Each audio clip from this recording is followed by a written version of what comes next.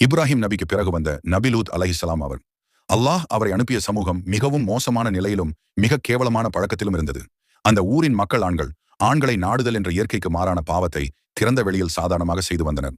லூத் நபி அவர்களை பல வருடங்கள் நல்லதுக்கு அழைத்து, இது தவறு, மனித குலத்திற்கே அழிவு ஏற்படுத்தும் செயலாகும் என்று அந்த மனிதர்களுக்கு எச்சரித்தார். ஆனால் அவர்கள் அவரை ஏற்காமல் கிண்டல் செய்தார்கள். நீங்கள்தான் தவறு, நாங்கள் செய்வதுதான் சரி என்று கூறி அவரையே குற்றம் சாட்டினர். ஒரு நாள் மனித வடிவில் மிக அழகாக ஒளி வீசும் மலக்குகள் லூத் நபியின் வீட்டிற்கு விருந்தாளியாக வந்தார்கள்.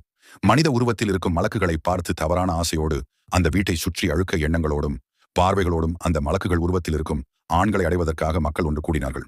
லூத் நபி மிகுந்த கவலையுடன் இருந்தபோது அந்த மலக்குகள் தங்கள் உண்மையான அடையாளத்தை வெளிப்படுத்தி, நாங்கள் அல்லாஹ்வின் தூதர்கள், நீங்கள் பயப்பட வேண்டாம், இந்த ஊருக்கு தண்டனை அல்லாஹ் தீர்மானிக்கப்பட்டு விட்டான், உண்மையான விசுவாசிகள் மட்டும் இந்த ஊரை விட்டு வெளியேற வேண்டும் என்று கூறினார்கள்.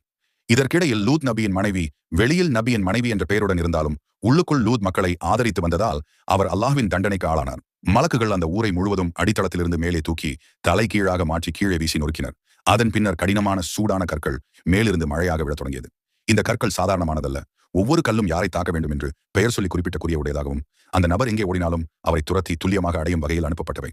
லூத் மக்கள் அனைவரும் அந்த கற்களால் அழிக்கப்பட்டனர். லூத் நபியின் மனைவிக்கும் தனியாக ஒரு கல் நியமிக்கப்பட்டிருந்தது. அவர்கள் ஊரை விட்டு வெளியேறும் போது அவருடைய மனைவி மட்டும் சத்தத்தை கேட்டு பின்னால் அந்த ஊரை பார்க்கும் நேரத்தில் அவருக்காக குறிவைத்த கல் மேலிருந்து நேராக லூத்துடைய மனைவியை தாக்கியது. ஏனெனில் உடல் ரீதியாக விசுவாசிகளுடன் இருந்தாலும் மன ரீதியாக லூத் அலைஹிஸ்ஸலாம் அவர்களை ஏற்கவில்லை. இந்த சம்பவம் மனிதர்களுக்கு பெரிய எச்சரிக்கை.